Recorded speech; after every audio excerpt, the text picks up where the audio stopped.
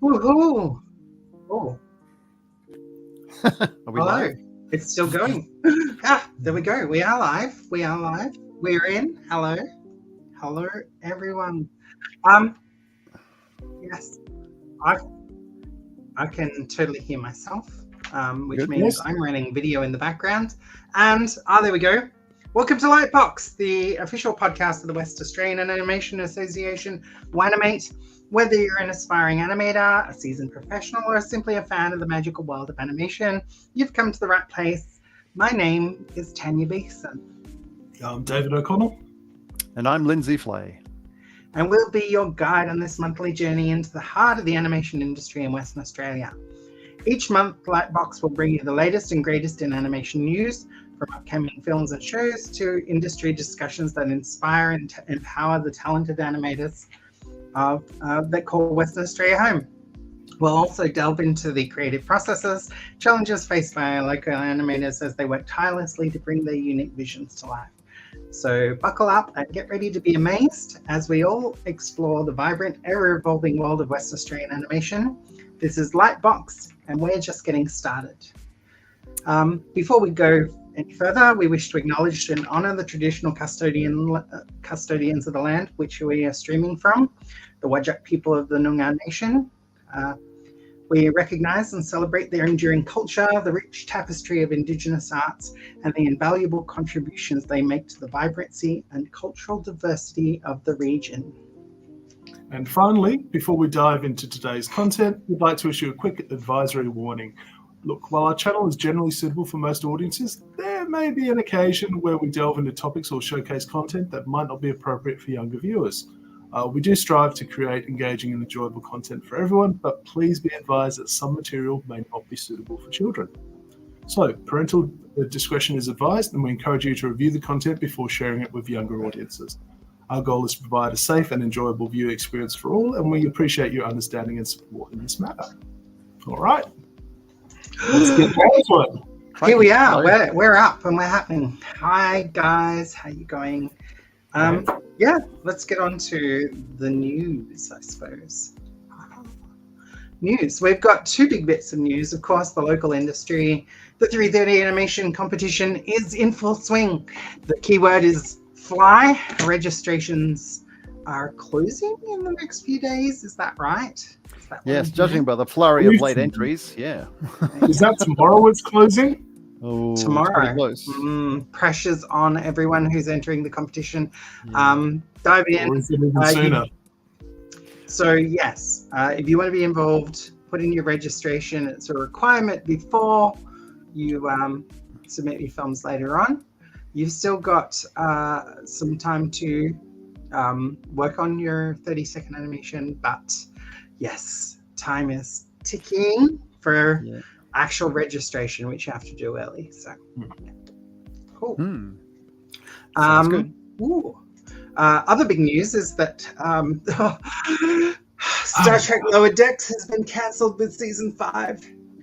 Yep. So we're getting to see the last of the season 5, but Nice. that'll be the last so far that we know. There are attempts to save it, so we'll see how those pan out. Yes. Downside is, from all I've heard, is they're sort of informed very late on in the process.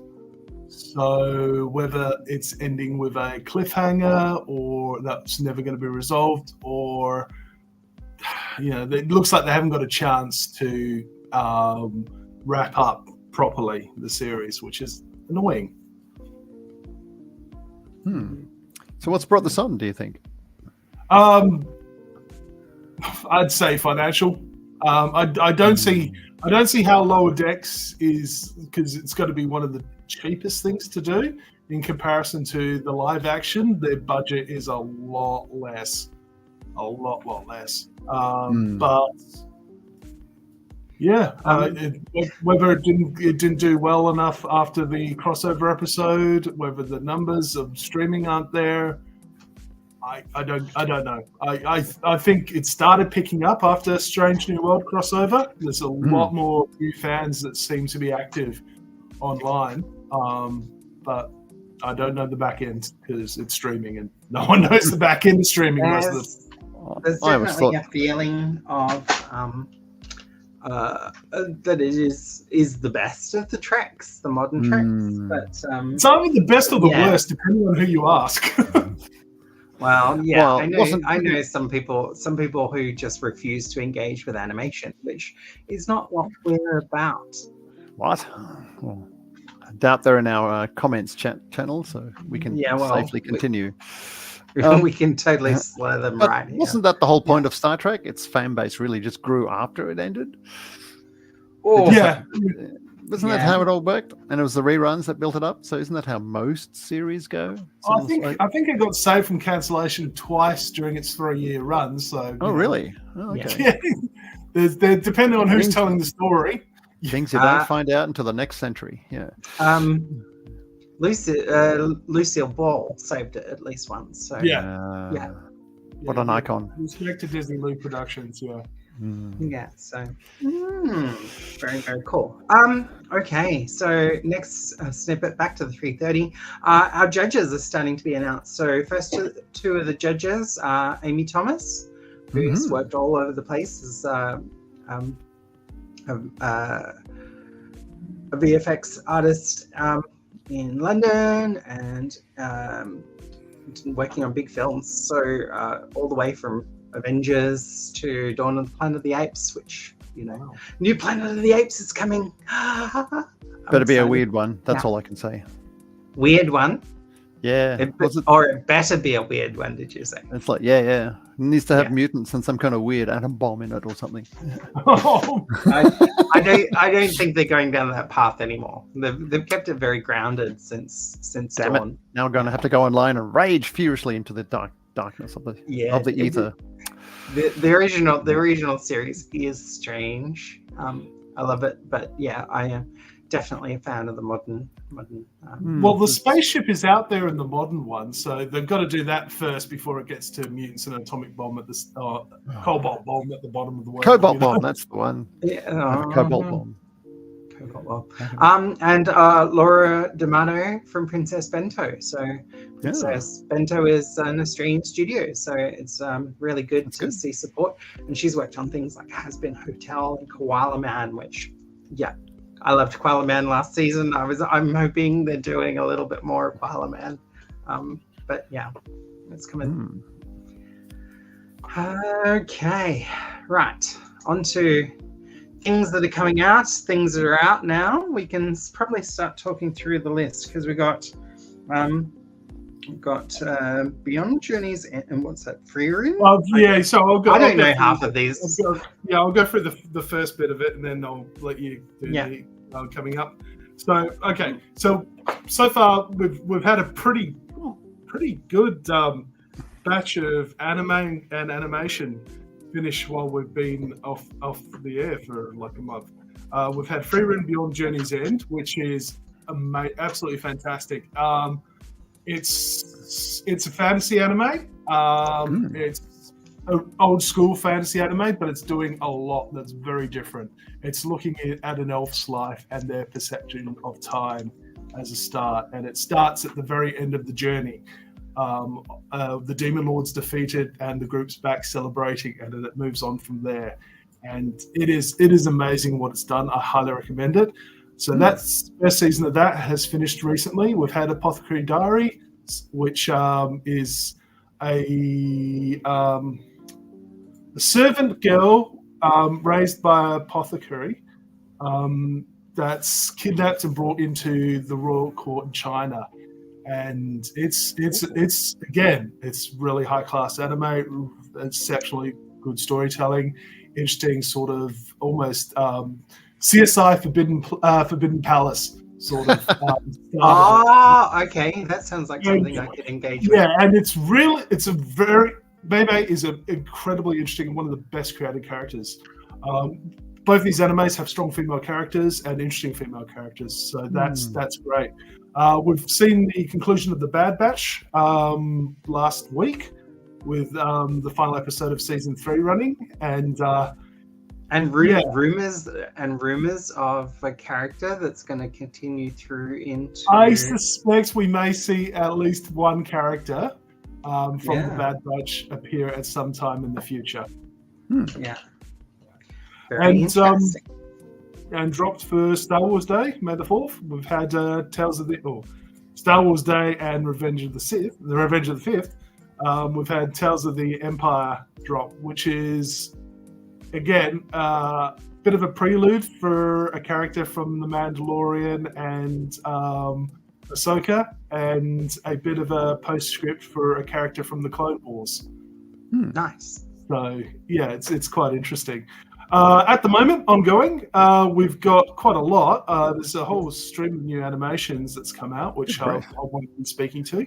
I'm going to give them a couple more episodes before I sort of talk about those. But we've had X-Men 97, which is just, oh boy. It's a return to form, but it's running through the 20 plus, almost 30 years of X-Men plot points that have been developed since 96. And it's anyone that's accusing the X-Men of being woke, yeah, it is. It always has been. And they are shouting Magneto was right with a megaphone at the moment. It's really going hard at things in what it's discussing. And there's some genuine shocks in there. If you're a fan of the original series, I highly recommend it. If you're a fan of the X-Men, I recommend it. It's very strong. It's as good as we could have hoped for with taking up an old property like that. I haven't had a chance to see it yet, but My Hero Academia has also returned, so we're getting the American superheroes coming into Japan to help out. So let's see how that goes. All right. So and that's it for the those that have been and those that are ongoing. Tanya, tell us what's coming soon. Okay, so we've got me and Winnie the Pooh coming tomorrow, literally dropping tomorrow on Disney Plus. Look, I've seen some beginning bits of it, and it's really, really awkward hearing Pooh's voice without Jim Cummings. Also, Eeyore seems to be a really positive character. I'm concerned. There is, of course, a Kanga with no Roo. So if they're doing Eeyore, because they seem to be younger aimed characters, if they're doing a Kanga as a younger character, obviously there won't be a Roo. Disadvantage of doing a Muppet Baby version, right?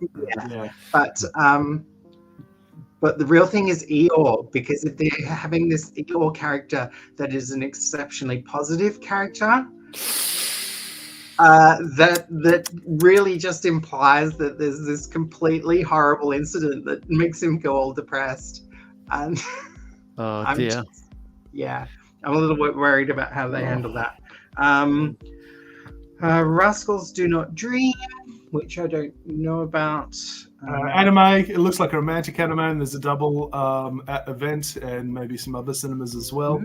On 9th of May, so that's this week. The Blood of Zeus Season 2. I still haven't finished watching the first season yet. I liked it. I can't recall much about it, but I did like it. I know a lot of people did. I found it a little bit hard to engage with. But I didn't dislike it. Transformers. No. 40th anniversary. So when we heard this was coming, we thought they were going to re-release the film in the cinemas for people to watch. This is not the film. It is the first 4 episodes of the TV series from 1984. So no Orson Welles. No. No Orson Welles, but we do have Scatman Crothers. What's the point? Yeah. It's going to be split screen with a live table read from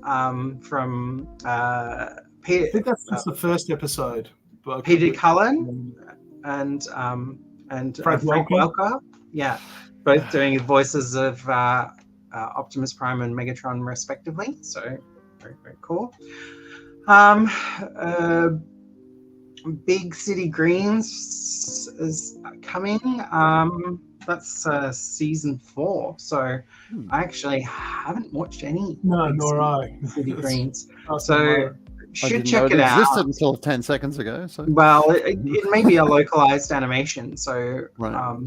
yeah, just we get things occasionally trickle through. Is it the Gravity Falls crowd? Yeah, it looks like the Gravity Falls crew, which is why it's kind of going, oh, yeah. Okay. Dino Ranch, which I have somewhere. Hold on. I got a little. There we go. Oh. Dino Ranch, which is cute cowboys riding around on dinosaurs, which is totally a young Tanya, awesome, amazing thing that I wish I was like 6 years old, because that was fantastic. That would be fantastic. Dino riding cowboys and cowgirls. So. With a touch of Paw Patrol just to make it go down further. Yeah. Oh, it's a kids' TV show. So yeah. What else have we got? Thumb with the Unicorn, the movie, is coming out in a week's time. So excited. Mickey Mouse Fun House is coming, and also the Chippendale Park Life Season 2.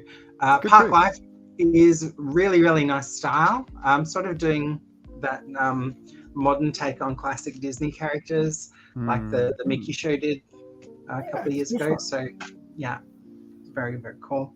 What do we got else? We've got Garudan, The Way of the Lone Wolf, coming on 23rd of May on Netflix. That's looks like a tournament anime. So death match from Crime Syndicate. So a lot of fighting, a lot of shouting, I'd say, from the looks of that. Cool.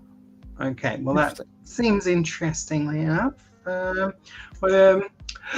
Jurassic World Chaos Theory is coming. So Jurassic Park Camp Cretaceous was a big series.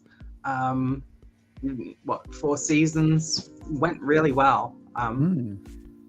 They did an amazing job, and actually built it up from what was kind of a kiddies series to something that was actually quite dealing with the darker aspects of InGen and Jurassic Park itself. This follows on from it, aimed at slightly older audiences. So essentially the original audiences that have grown up a little bit. The rumors are that they killed off a major character in the first episode. So yeah, and it's probably not going to be Darius, as you can see him being chased by a raptor in that picture. But yeah, or maybe that's the last we see of Darius being chased by a raptor. Maybe it is the last. But yeah, he was the main character of Camp Cretaceous, so I doubt they're going to kill him off. So, but let's see, Mickey Mouse Funhouse, done that. My Only Girl, that's another anime one. I don't have any information on this one, unfortunately. Sorry, my bad. I'd say by the title, though, that's going to be a romance anime in similar tradition of life. You know what? We actually have an anime fan on the committee now, so please, I'm filling in, and I've got some knowledge, but I'm by no means. We really need to get those people looking at the anime stuff. So. Because I'm doing Crunchyroll. I'm watching a lot of anime. I've got Crunchyroll recently, and I'm enjoying watching the new stuff, catching up with stuff that I've missed along the way, and catching up with some very classic anime from last century. God damn. But I'm not full up on it by any means. So please, if someone is knowledgeable in that regard, we need your help. Cool. Yeah. My Adventures with Superman, which is a really nicely styled series that I have not seen any of. I have seen season 1. It's exceptional. It's really strange, because considering I love the Superman stuff so much. So it's on binge, so I think that might be the reason for it. Yeah, it might be blocked by a streaming service as such, or just not available because you haven't chosen that particular poison. The Garfield movie coming on the 30th of May. Look, I I like the look of the new movie, the style of it. I definitely didn't like the realistic one that they did. The 90s version or noughties version. The story-wise, they seem to be going with a origin of Garfield story, and I'm like, I don't know how long they're going to stay with that. Honestly, that might be just prelude. Maybe. Yeah, because that's the first bit, but obviously we see a more adult Garfield there. So yeah. So I know the big cat in the background is Garfield's dad. So yeah. Okay. Yeah. Haiku, the dumpster battle, which look, sports anime. Yeah, sports anime. Okay. And one of the big ones, yeah. Apparently, is that the volleyball one? Yeah, I think it's volley. It looks like it's volleyball this time around. Okay. So yeah, it's not. As I said, there's a large church. There's a broad church of anime, and sports anime is not something that I've gone through, but that is true. It's been there since the beginning. So yeah. I've browsed through some giant, foot-thick tomes of manga, and sports stories featured prominently, along with a lot of those mahjong stories as well. I haven't seen too many mahjong anime though. But and we've got Inside Out 2 on the 13th of June next month. Good grief. Yeah, so that's going to be great. Is that an Aardman character I see in there? An Aardman character? Where? An orange Aardman character. Oh, it's definitely got a different sort of feel. Yeah. So I think that character is Anxiety. Oh, yeah. He looks a bit too active to be anxious. But yeah. It looks like a new range of emotions coming out of teenage years as well. Oh yeah. So fun. That's that bug-eyed thing in the left-hand corner. Crikey. The left-hand corner. That's the she's Envy. Envy. Oh, okay. Yeah. Oh, the only other one I should mention is we've got the new season of Demon Slayer coming out around the middle of this month. I think it's 14th, or 12th or 14th, somewhere around that sort of period. It's in Japan, and I'm assuming Crunchyroll will have it simulcast. So, crikey. Yeah. I'm still working through Blue Eye Samurai myself. Yeah. Okay. So that's what's coming out. There's some cool stuff. I'm quite a mixed bag for everyone. See where it goes. Definitely will be watching Chaos Theory. But that might have to wait till my niece is around because she's an even bigger dino nut than I am. So we'll get there and see how that goes.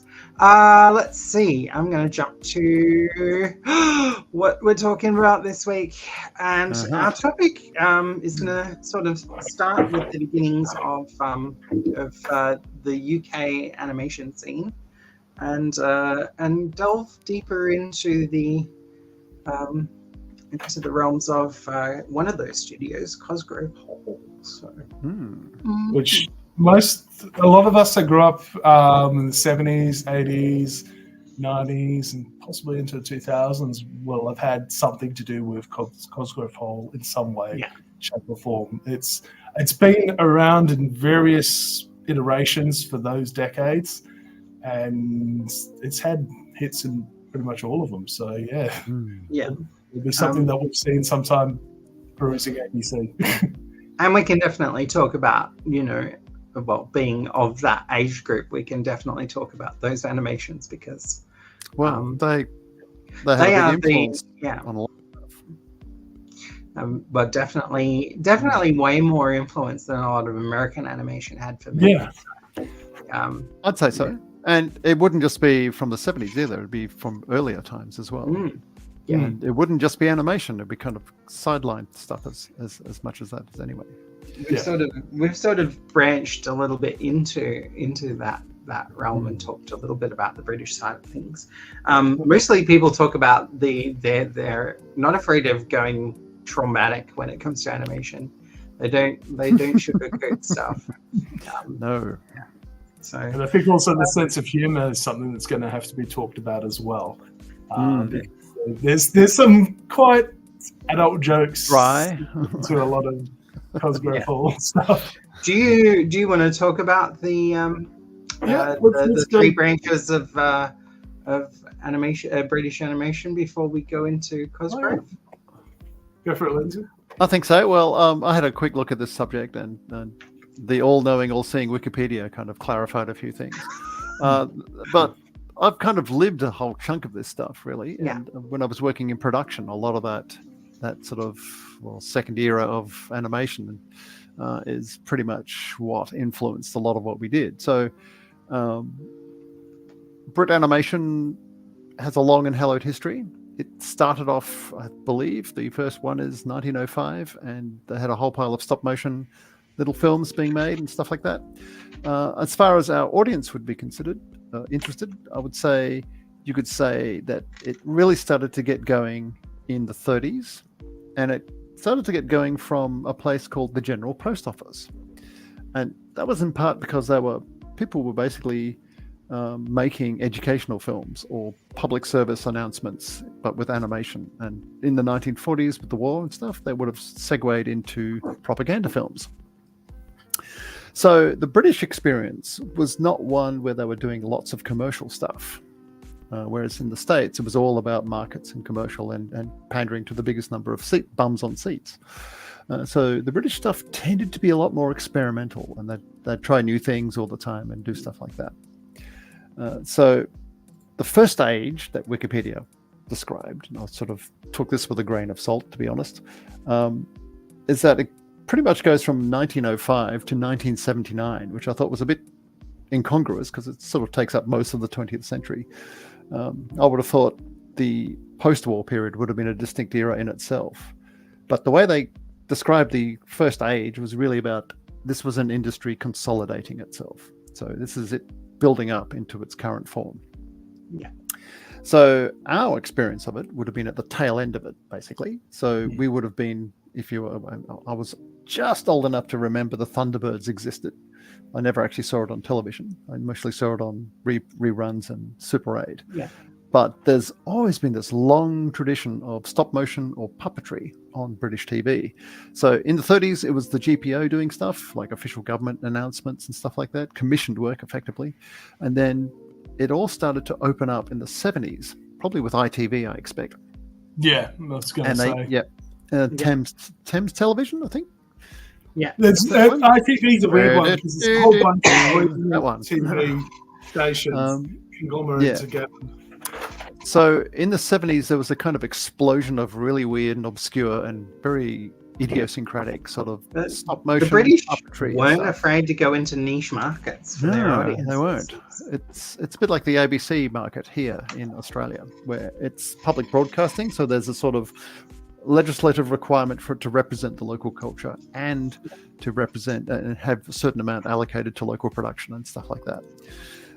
So there's some real strange things I've hardly ever seen or heard of, but I've seen references to in memes and stuff that make no sense to me at all, involving all kinds of characters. But I remember things like the Wombles, which was stop motion. Yeah. The Magic Roundabout, which was stop motion. And these are all things. Magic Roundabout was French. It was. Yes, was there a joint thing? Well, I know they made a movie.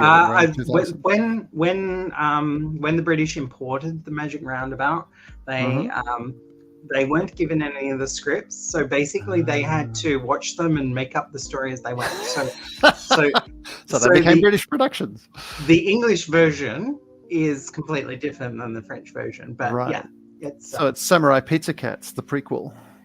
If you know the story of Samurai Pizza Cats. Yes. It's one of those classic examples where the dodgy distributor gave an animated show to a bunch of people and said, here, narrate this, and then didn't give them any scripts. So they had to make it up. And what happened is that they just made up this nonsense. And the spontaneity and lunacy of it was so good, they actually re-exported it back to Japan where it had a second run. That's this kind of weird, strangely English translated anime. So it ended up having 2 runs as a result of that. But anyway, so things like the Wombles, the Magic Roundabout, which is French. There was a couple of other little things going on in Europe as well, quite a few actually, and it was all very. It looks kind of all very rustic and stuff. But a lot of the Brit stuff would have stuff aimed at kids, but they'd always have a little knowing wink and a nod to the grown-ups in the room, so a lot of that stuff's going down. So there was also a lot of puppet shows for the kiddies, things like Andy Pandy and all that sort of stuff. And there's a sort of parallel of that happening in Australia as well, with Adventure Island and what's his name? Mr. Squiggle and stuff like that. Yeah. Who's now in the National Film Archive. Well, he should be too. And that was quite recent. So, yeah. Okay, so we would have experienced the 70s end of it, really, and with probably a hint of the 60s. There's a couple of notable films in there. Probably the first one you could probably think of that we probably recognize would be Animal Farm in 1958. Now, this is a bit of a weird thing, and essentially it's a byproduct of the Cold War, if you're familiar with that. Yeah. And essentially the story is that the CIA funded it, and they went to 2 venerable animators at the time. I can't remember their names off the top of my head. And they basically made a very dark and satirical and, well, I guess you'd call it a political film, really, based on George Orwell's Animal Farm, where they basically did a Disney film of this dark tale on Stalinist Russia. So it's sort of like setting the stage for things like Watership Down and When the Wind Blows from the 70s and 80s. So if some of you remember that, that's kind of the origins of that. But angry cinema is something that the Brits have done as well. If you've ever seen a documentary called The War Game, which is about the Brits in late 1960s suddenly realizing that all that safety procedure for nuclear war is just complete bullshit, and the fury coming out of that documentary. It's like a stage docudrama where they stage an actual pretend on no budget nuclear Armageddon with Britain and the whole place just falling to pieces. It makes all those family friendly 80s TV movies about the end of the world like stuff seem quite Betty and Veronica by comparison. It's really angry, and there's sometimes a strong thread of that sort of thing running through a lot of British animation, especially when you see things like When the Wind Blows. It makes absolutely no pretension to be anything other than a tragedy. And you look at things like Watership Down, which is ostensibly talking animals but playing it straight as animals. It's quite dark and grim because that's the sort of daily life of a rabbit. And then you get other things like The Plague Dogs, which is like the follow-up to that, which gets into vivisection. So, delightfully family-friendly subjects there. So and that's definitely aimed at an adult and a niche audience. That's sort of some of the serious, regular, conventional animation. But there's a film in there that I'd say would be very influential, and certainly I would have felt its effects, and that's 1968's Beatle movie, The Yellow Submarine. Now, Yellow Submarine is interesting because it's one of those films that's not Disney at all. In fact, it's almost the exact opposite. It's where art direction, design, and stylization wins out. And you can almost see in it, it's like it does for things like, everything from Disney design. did a lot of that stuff in the 50s. So you toot with some boom kind of animation. So mostly was it Milk Carl? Yeah, so his stuff got quite what's the word I'm looking for? Modernist, I guess. Or, that's a high point there. And there's a couple of really good little films that like Chuck Jones did as well, which is really kind of cool. But Yellow Submarine took this to a whole new level, and it was like 1968 was like swinging London at its height, and the whole hippie thing hitting its high point. And it essentially put art direction and style over animation realism, if you like. The idea that animation had to look realistically animated or animated. It was all about the performance. So things like Terry Gilliam's Monty Python animations or stuff like that were kind of deeply influenced by that. And the other thing that would have deeply influenced was video clips, where you're not talking about a film tradition or even an animation tradition. You're talking about an art tradition that's suddenly been put to film or put to video and music and stuff like that. So Yellow Submarine is deeply influential. If you look at all the British stuff coming out, there's a very, very strong design sense to it. If you look at the, say, American stuff by comparison, it looks flat and family safe and boring, or conventional, I should say, would be the best way to put it. So, at the time, so Yellow Submarine, I think I always felt taking risks in their music videos, which and experimenting, which would the Beatles truly were the OK Go of their time. Yeah, certainly were. So they're doing things like that. That would have led on to the video clip boom of the late 70s, early 80s, and that would have helped things like Aardman's Sledgehammer video and a few other things. Definitely would have been an inspiration for that you would have seen echoes of that here in Australia, with lots and lots of rotoscoping from those early 80s videos and stuff like that. It was a really brilliantly creative time. And you can see it follow through into the noughties with characters like Chris Cunningham and Michael Gondry doing the Bjork videos and Aphex Twin stuff and all that really out there sort of stuff. And some of it's really quite dark and edgy too, which, if you did it now, you'd freak out half the audience. So that... Honestly, I think Come to Daddy freaked out most of the audience at the time it was shown as well. It's extraordinary.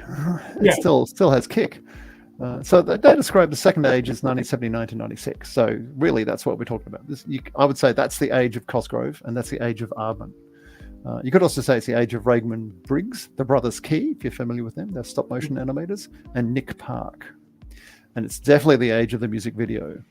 Before we dive into the Cosgrove, so the age after the 96 era. So what are we encountering from British animation? Like Aardman's around still? Well, Aardman's around, but it's very much the establishment now, really. And there's a couple of one-off stop-motion things doing the rounds. But it just feels like the period after all this bright stuff. I don't know. Maybe I haven't been keeping up with it as much as I should be. I'm struggling to think of a British series that is not Thomas the Tank Engine. Yeah. See, a lot of that stuff's gone all CGI now, so it's kind of gone all bland. And so a lot like of the Rory the race car. I also wonder how much, like you were talking about, quotas for local content. Yeah. If those have been eroded over in Britain to the similar extent that they've been eroded here to a fair degree, or that local content is being filled by reality TV or talk shows or quiz shows or that sort of ilk. You could say something similar to about rock and roll dying with things like Spotify kind of wiping everything out. And I think there's a similar, it's like not wiping it out, but I mean, there's still plenty going on, but it's not distinctive as it was. Whereas the old animations, Great British Bake Off. It's like a lot of the old stuff was really strange and looked like someone had been put together in someone's back shed, which I suspect some of it was. It was very idiosyncratic, and a lot of that idiosyncrasy doesn't seem to be around post 96, but I could be wrong, so send me your brickbats at your point. Yeah, there's a few things we might be talking about that I might just be showing my age here, so I'll bear that in mind. So let's dive into the company themselves and the guys who started it, Cosgrove and Hall, because it's not named after a place. Oh, I thought it was a building they named it after. No, two guys. Oh, okay. So and their sort of collaborative work through multiple iterations. It's I think it goes through 4 separate iterations. Spanning from... Yep. Have we lost me? Have we lost Dave? I think Dave's just de-rezzed on us. Oh, there he comes. Have you got me back now? All right. Yes, we got So you back. let's go for a break. So initially, good. Okay, so let's go for Cosgrove Hall. So initially, they met as students at Manchester College of Art and Design, and later became co-workers at Granada TV. This is back in the 60s. Note, In art and 1969 design, not film or TV or animation. Yeah. In 1969, Hall left and founded Stop. Okay. Maybe you can make it up. Yeah. Yep. They produced advertising and public service films initially before branching into TV. Okay, he's timing out. The internet. The internet is angry. Damn internet. Okay, so we'll hopefully Dave appears back. But let's continue. So they were working on Yep. Oh, there you are. So Yep, there's gone again. We lost you for a little bit, Dave. We're gonna if you'd like me to read through it, so it's a continual. Yeah, stream. I think you're Pay gonna the have bill, to, Dave. Pay the bill. No worries. Cool. So Cosgrove Hall, Brian Cosgrove and Mark Hall, in 1969, Hall left Granada TV to found Stop Frame Productions and was working with Cosgrove soon after. And they started working on Noddy and the opening graphics to Rainbow, if you know Rainbow. Oh, God, really? Wow. Yeah. So I never saw it, but I've only seen clips of it. Yeah. A mythical TV show for kids. That production company, Stop Frame Productions, closed in 1975. Cosgrove and Hall were able to find new work in animation due to Rainbow. So Thames Television in ITV. Thames? Thames. The Thames. Yeah. Yes, I'm not British. I obviously mispronounce Thames. Created a new subsidiary. Subsidiary. Yeah, that word. I'm an animator. Shut up. Yeah. Okay. Right. Okay.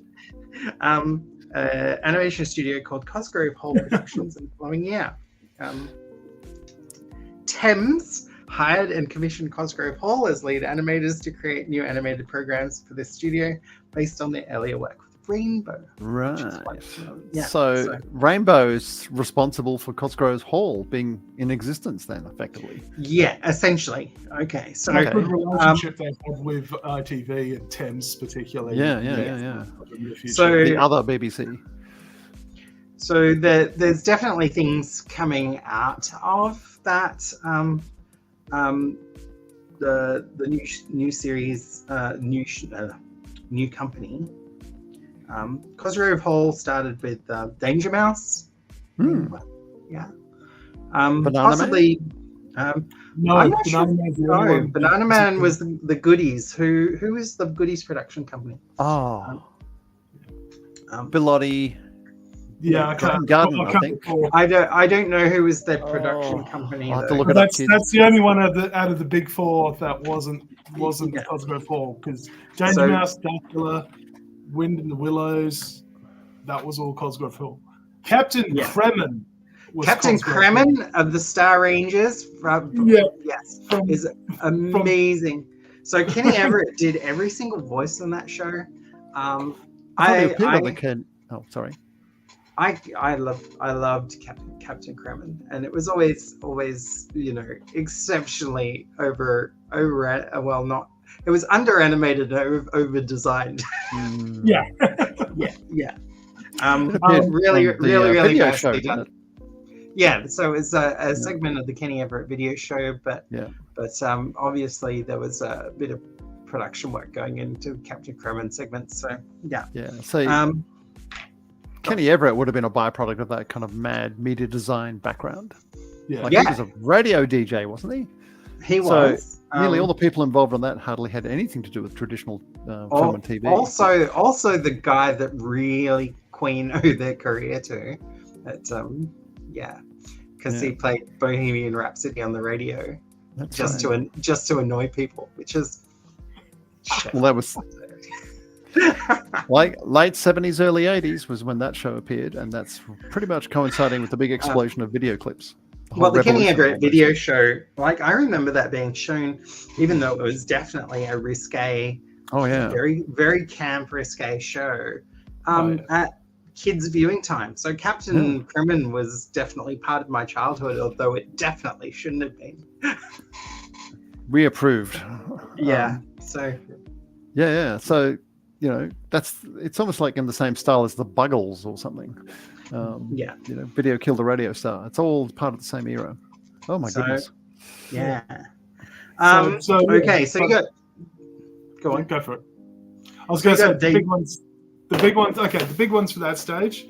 Danger Mouse going from. That was huge. The spin-off from Danger Mouse was one of their biggest characters. Duckula. Count Duckula. Duckula. Yep. Anything with cartoon ducks, I'm there. So. Yeah. Exceptional. And we've also got The Wind in the Willows, which stop motion, and that was huge because it's sort of an injection of British quaintness that caught on in America. So so the Cosgrove Wind in the Willows animated. Those models are fairly large. Like I think was it Mole is about 12 inches, like a foot tall. Wow. So the models are actually really, really nicely designed, and the production quality, like you've got miniature modelers, train modelers, all those sorts of people working on it. The stop motion models are amazingly well designed. They got good voices to come in. So David Jason, who everyone knew from Only Fools and Horses. Inspector Morse would be the Inspector Morse came later. A Touch of Frost. Wow. Oh, sorry, Inspector Frost. Sorry, wrong. Touch of Frost. Yeah. Touch of Frost. And several other voices that have appeared over time. So David Jason became one of those distinctive voices, the voice of Toad in Wind in the Willows. But the sheer level of model detail is, for any of us, and Dave and I are these like model building people. Just the amazing level of detail. They had 4 stages active at one time shooting Wind in the Willows. So they had their own in-house production company set up and stage set up, and force divided sound stages just to do that. That's impressive. Running simultaneously. Yeah, it was definitely Cosgrove Hall's equivalent of Lord of the Rings, basically. It's an epic production, although you might find modern audiences may find it a bit twee. It is absolutely twee. It's completely twee. I think that's a selling point, not a negative. You're right. Like it's almost like a time and place. Yeah, it's a distillation of a potted history of a time and a place, and a sort of Edwardian attitude, if you like. I'd go so far as to say that it's my favorite stop motion animation of all time. It's just gorgeous, and the story that I grew up with, it's the definitive version for me. I read the book many times as a kid, so it's definitely stuck with me. You do hear the voices come and go through a lot of other animations, and through a lot of puppetry stuff. So the Dark Crystal and Labyrinth uses a couple of the voices from the Wind in the Willows series as well. So they definitely doing that. But Noddy was before, wasn't it? Yeah, Noddy's Cosgrove Falls before that, 1970. I want to say 76. Really, that late? I thought it was much older. Noddy himself, but the original stop motion version that we recognise. Absolutely. Yeah, 75, sorry, is Oh, not his first screening in stop motion that we recognise. And the other stop motion around the same time that probably a competitive company was doing was the Paddington one. So that kind of limited animation with voiceover genre that the Brits managed, which is like the Wombles and a couple of other things. Yeah. So the original Postman Pat, before he went all CGI, I guess was. So Postman Pat and all the variants on that. So your Fireman Sam, your Bob, not Bob the Builder. I don't think Bob the Builder. No, that's someone else. That's the next ad man, actually. But Fireman Sam and Postman Pat are pretty much. Well, we're going to be talking about one iteration of Postman Pat later on. Okay. Because that's Cosgrove Hall as well. I'm not sure which one it is. I suspect it's the more CG animated one, depending on the era. So it's I know it's before 2011, so it might be. Yeah. Interesting. Anyway, sorry, go on.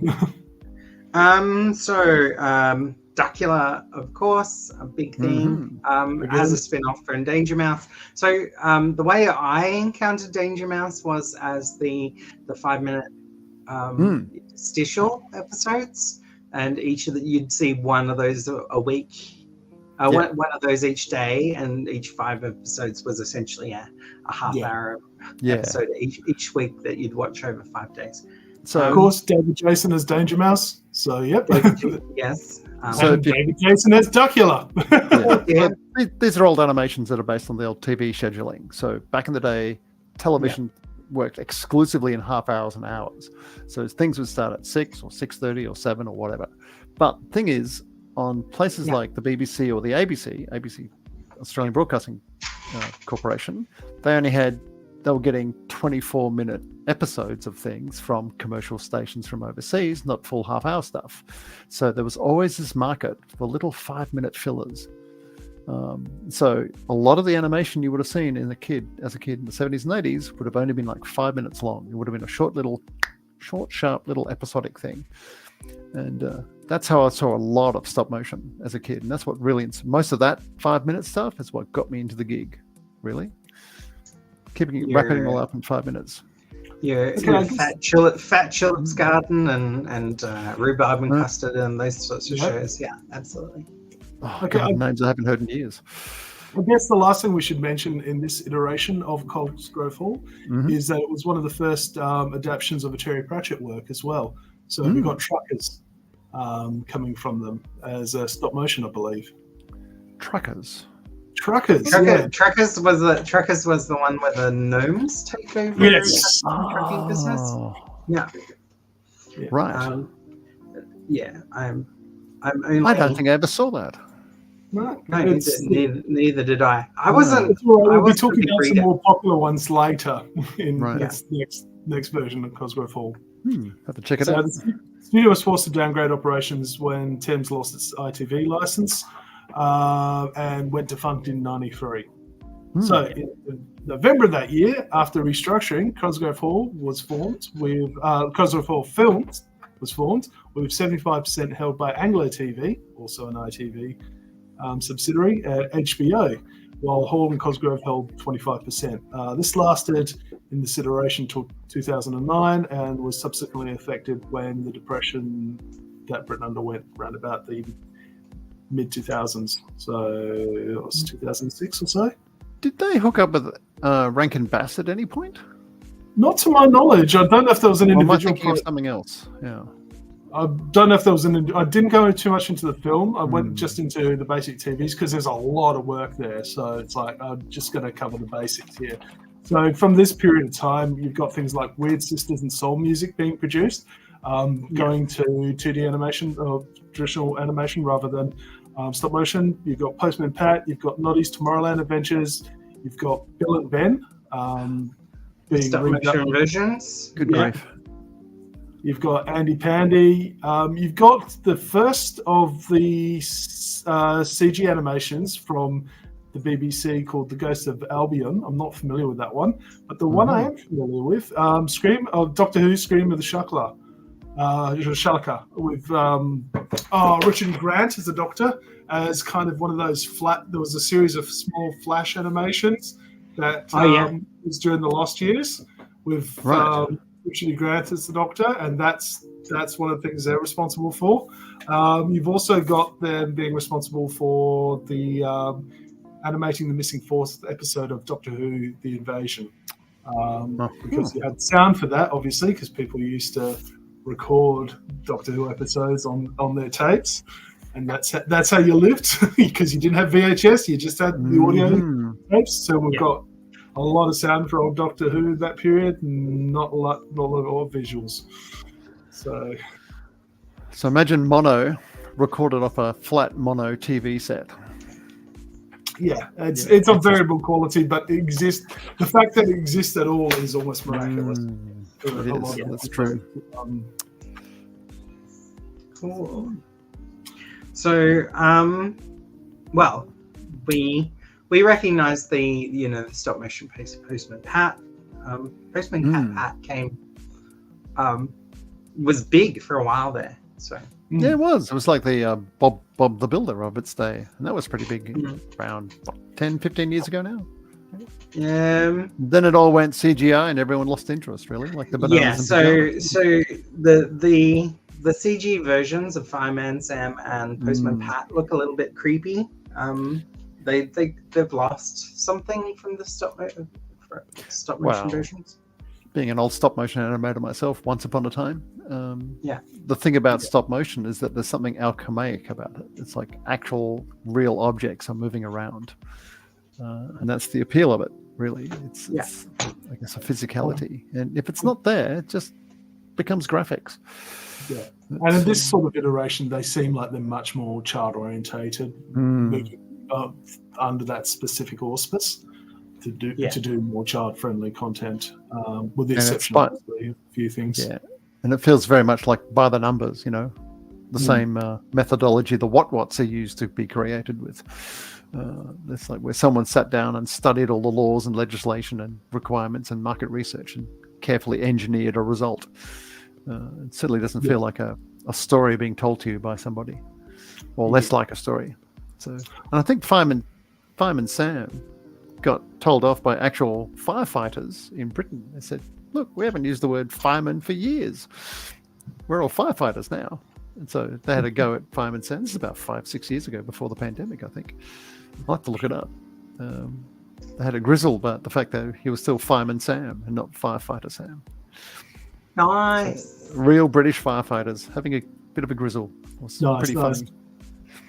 Okay. I like it. That's great. I'll just go through the last iteration of Cosgrove Hall, which is virtually nothing to report, honestly. Working on a number of children's shows under the name CHF Entertainment with Francis Fitzpatrick from 2011 to 2019. But it didn't really have too much impetus behind it, because Hall passed away in 2011, just after the founding of it, unfortunately. And although his place was taken by his son, it just doesn't seem to have had that same sort of hunger to produce as others. Cosgrove's received a British Academy Award of Film and Television Arts Special Award for Outstanding Creative Contribution to the Industry at the British Academy of Children's Awards 2012, which, well deserved. Well deserved, considering, I mean, it's had an effect on us, and we're in a different continent, for God's sakes.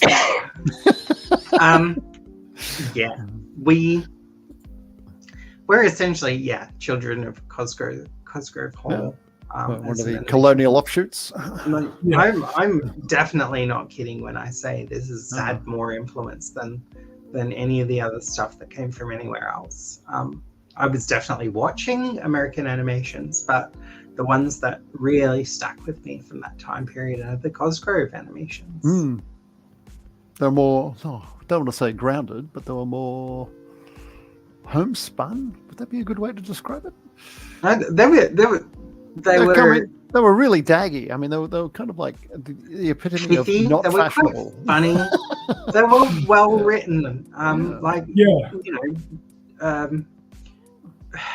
The Danger Mouse's banter with Penfold, and the same with Duckula and Igor and Nanny. You know, they took the one note characters that they created for those series and basically, you know, squeeze every ounce of blood out of those stones that they. You see it. There's a couple of documentaries out there. You see footage of a table read for Duckula, and they're working jokes through the read, and they're getting as much as they can, seeing what innuendo they could get away with, seeing what topical events they can put into at the time. There's a lot going on there, and they're working it as you would a normal comedy room. Yeah. Nice. I remember the Duckula, and it always kept reminding me of an old radio TV show called The Goons. Yeah. Which got repeated to death, I think, for about 50,000 years on the ABC on radio. And that was the brainchild of Spike Milligan and Peter Sellers, and who was the third guy, the Welsh singer? Tom Jones. No. Hell no. Henry Seacombe. Yeah. You might remember him as the stern guy in Oliver Twists. When Oliver asks for more food, he's the guy with the tri-cornered hat that says no, and has a big musical number about it with a great operatic voice. So Duckula had a lot of that Cosgrove stuff had a lot of heritage in there, which like British cultural heritage, which I think sort of gets a bit, I guess, rubbed out a little bit or erased a little bit when it's all kind of homogenized with CG. But there's some good and bad there as well. There's a low-key racism there that's kind of understatement of the year. Here we go. Finally found it. The Lincolnshire Fire Service have decided to drop Fireman Sam as their mascot over concerns that the character isn't inclusive enough. Oh, hang on. This particular story has been broken by Good Morning Britain. So take that as you will. Lincolnshire's Chief Fire Officer Les Britzman argues his decision to remove the mascot. There you go. So it's a whole article. It's 4 years old during the pandemic when everything went mad. So I think everything was going mad before then, but yeah. He just brought it out in the open. Yeah. But okay. Before we wrap up, Dave, favorite Cosgrove animation? Where are you sitting? I'm gonna have to go Danger Mouse. I really am. I love that spy-fi element to it and the quick wittiness of it, and that just really appealed to me. As much as I'd love to say Duckula and those Ian Miller sort of ink landscapes that appeared there, it's just the rapid fire of Danger Mouse is definitely it for me. Definitely. Plus, so there's a lot riffing off those 60s spy dramas as well. So well, it's a rich vein, isn't it? Yes. Linz, what it'd have to be Danger Mouse, I think, in terms of popularity and stuff. I think I can admire Wind in the Willows, but Danger Mouse is much more my era. And again, it's the banter and the wittiness and all that silly nonsense. And Penfold as the male screamer who needs to be rescued all the time. Yeah, that's kind of fun. No, I'm not. DM, I've hurt my elbow. Yeah. Yes. What about you, Tanya? It's totally Duckula for me. I know it's a spin-off from Danger Mouse, but just the sheer ridiculousness of a vampire Count Duck who's been raised as a vegetarian because they included tomato sauce instead of blood in the ritual. It's just literally I can say that entire opening sequence in the same way that I can say the He-Man and She-Ra opening sequences. Don't know if that's something I'd admit to, but anyway. But I'd probably do the voices as well. Nice. Yeah. Cool. Anyway, so with that, I think we'll wrap it up, and I'll say, "I'll get it." And who crumbs? I'll get you, Yeah. Gadget. Next time. Next time. Inspector Gadget when it was cool. Yeah, there was a time before Matthew Broderick when it was cool. I'm hearing interesting that it's floating around, but It's not really Cosgrove, though. you Inspector Gadget coming. Oh, no. Really? Yes. Okay, we'll see what happens. So we'll see how we go. Yeah, see, Miraculous Ladybug might have invented a completely useless villain who just stands in a corner in the dark with reality bending powers that says, damn it, I'll have to try next time. But Inspector Gadget pioneered it. Was it Dr. Evil or what it was? What was his name? Claw. He was just Claw. Dr. Claw, and he had that caterpillar or something instead of a cat. It was a cat. Yeah, it was a cat. That's right, it was a cat. No, And, so you're getting mixed up with Danger Mouse because Danger Mouse is that's Baron Toad. Baron Toad had the caterpillar. Yeah, the Baron had the little caterpillar. Yeah. Yeah, but every single Inspector Gadget would be this armored fist. I'll get you, Gadget, next time. And he'd never do anything about it. Just sit in his chair, just the poor guy didn't get into the air. The poor guy didn't get a face till his toy was released. No. It was great. Arch villain. Anyway, I have nothing more. That's it. All right. What's our next exciting topic? Oh, look. Okay, so next month is Pride Month. So we're talking queer representation in animation next month. Oh, and, okay. Yes. So International Pride Month, queer representation. And this is going to require a little bit of deep diving and talking about the camper, more offbeat. We may bring back Captain Crewman. Blue shirt. Yes. Could be entertaining. Yes, looking forward to that. We're going to see if we can get the Perth Queer Film crew on to talk with us as well. So cool. Yeah, I'm talking to them at the moment about that, the potential of that. So yeah, we're gaying it up next month. I'll bring my sequins. Nice. Okay, so is Dave frozen again? I think he is. He's frozen remarkably again. Disciplined. Yeah, he's just got like that stern. Hang on, transporter. Yeah, The transporter buffer's clearing up. There we go. Yeah, nice. Okay, people. So I'm going to say goodbye from me. And goodbye from me. And goodbye from us. See ya. And we'll Bye. log off. Okay, see ya.